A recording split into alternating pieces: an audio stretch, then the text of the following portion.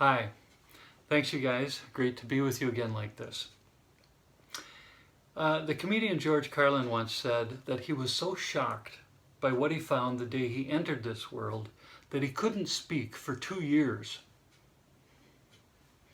It is a kind of a shocking world that we find ourselves in. But there's also a beautiful intrinsic rhythm built into the DNA of this world that can make life very livable and full of fresh starts. And this rhythm is identified in Jesus Christ. You remember last time we talked about the fact that over the centuries people have identified at least 6 key stages or distinct seasons or phases of Jesus' earthly life and ministry. And that they are historical seasons connected to Jesus, but interestingly, they also parallel seasons that you and I are also walking through all the time during our lives, in our lives and in our interior world. These 6 seasons are Cana, Good Friday, Easter, the 40 days, Ascension, and Pentecost.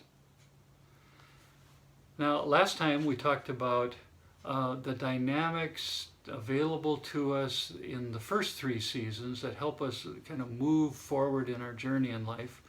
The first 3 seasons, Cana, Good Friday, and Easter. Today we're going to move on and talk about the next 3 seasons, the 40 days, Ascension, and Pentecost.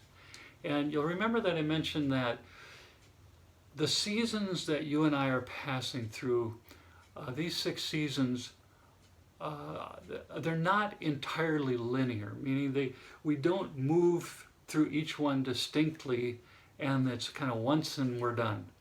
No, we can be in different seasons in different areas of our life at the same time, or in a certain area of our life we might find ourselves moving through the cycle of seasons time and again over the decades, always in a deeper and a deeper way. So regardless of where we're at in your seasons, I'm encouraging you during this time that we're together now to notice in the seasons that I'll be speaking about today, if you find yourself connecting especially with one, and if you're ready to fully live in that season. Sometimes we don't like the season we find ourselves in and we'd like to opt out. We put our energy into opting out.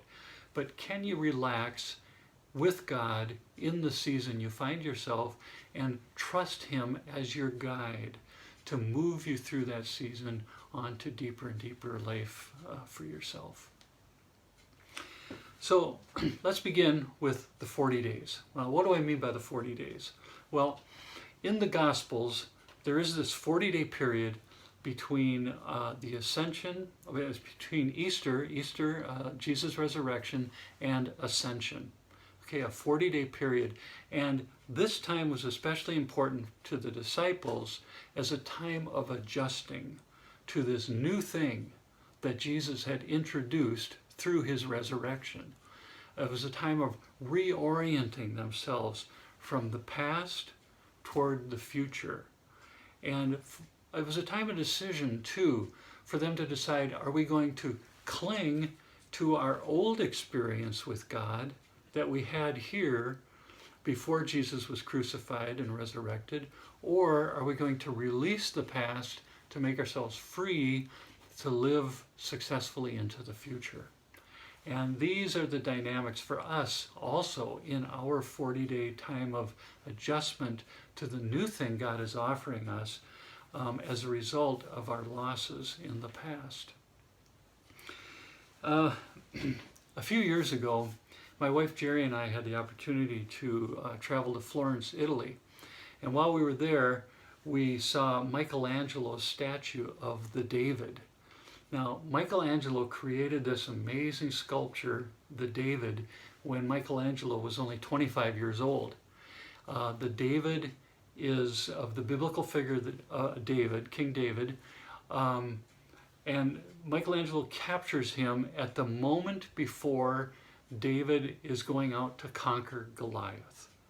So this 18-foot tall statue is poised and ready. And there's this confident look in David's eye in this statue. And he's got all his tools, and he's ready to go and conquer life. And some people have surmised that Michelangelo, the 25-year-old, was sort of projecting his ideal human, kind of like an idealized human being. This is who we are supposed to be. We're polished, all our dimensions are perfectly proportioned, we're confident, we're ready to go and conquer life. This is how our life is supposed to look. Now, I'm a person who tends, I kind of jokingly refer to myself as an idealaholic, because I tend to idealize my life. I have a picture of my preferred life, a picture of how I think my life should look. And some of us, are kind of do this. And if you are in that group, you might find today, with everything going on in the world, you might find your idealized picture of life taking a little bit of a beating, right? Maybe something precious to us has been taken from us. Maybe our version of life that we prefer feels threatened. Maybe it's even getting dismantled a little bit.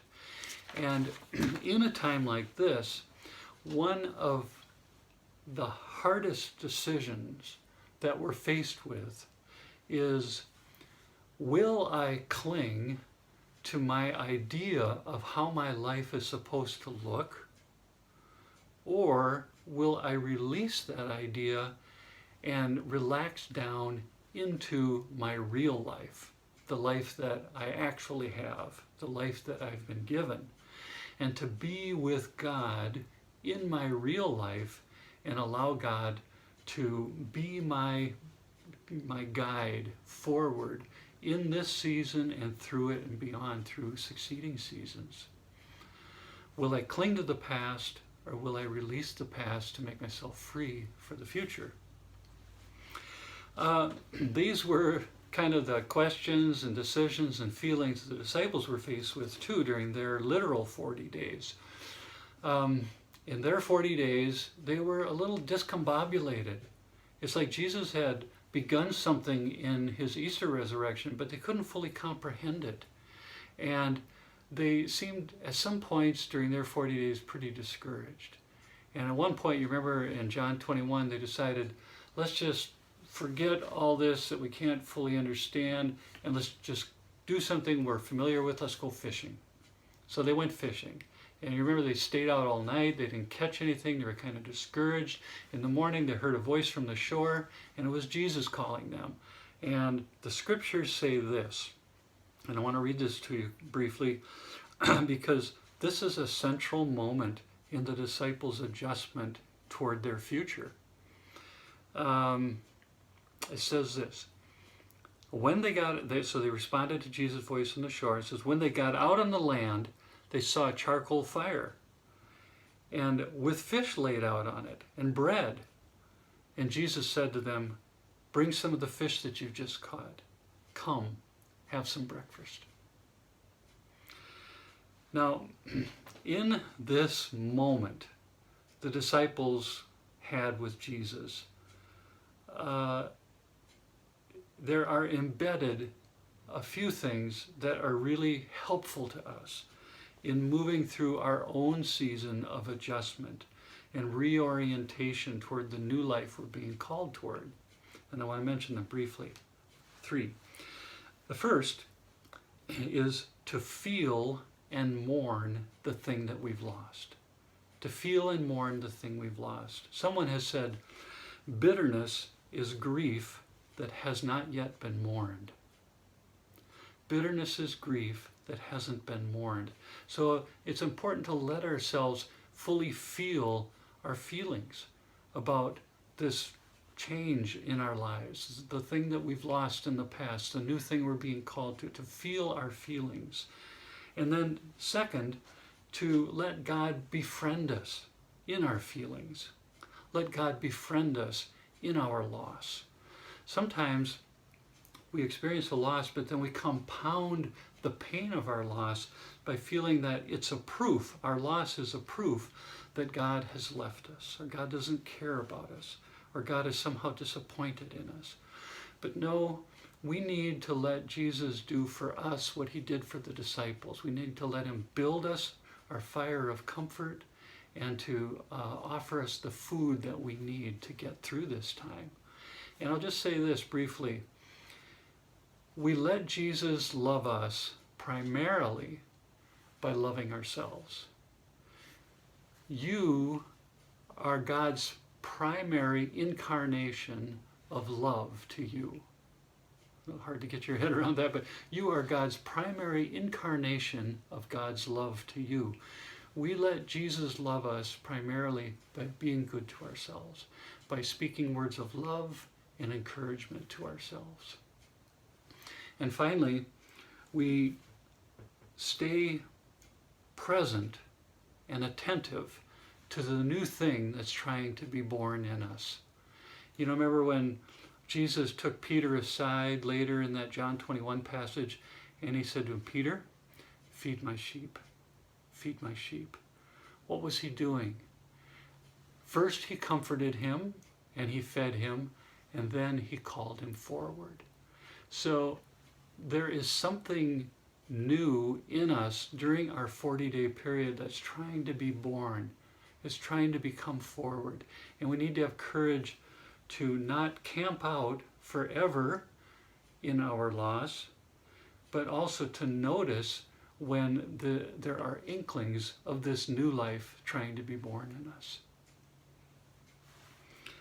Now, as we feel and mourn our loss, and as we let God befriend us in our loss and pay attention to the new life trying to be born, we find at some point we're ready to begin to release our loss, to release our past, to release our uncertainties about this new thing that we're being called toward. And this marks sort of the ascension phase. The ascension phase. Someone said, if we don't live in a posture of release, if ultimately we don't get to a posture of release, we will spin and spin and spin forever like a hamster wheel in our regrets, in our bitterness, in our lostness. So coming to a posture of release ultimately is really important. And you see this in the disciples at Jesus' ascension. When Jesus ascended, it says of the disciples, then they worshiped him and returned to Jerusalem with great joy. And they stayed continually at the temple praising God. So somehow, by the time of his ascension, the disciples were ready to release Jesus to go. And with him, in a way, to release the only life that they had known recently. So to release that into Jesus' care, to ascend to the Father in heaven. And this is our invitation too, is to ultimately relax down into a posture of release. And what's beautiful about it is as we release our grief, we release our losses, we release our uncertainties about the future into Jesus' care, this creates a sort of a space inside us, a sort of an availability inside us for a new filling of God's Spirit. And this is represented by Pentecost. The disciples' ability to release the past and let it ascend with Jesus to heaven made them available to a new and more full spirit on the day of Pentecost.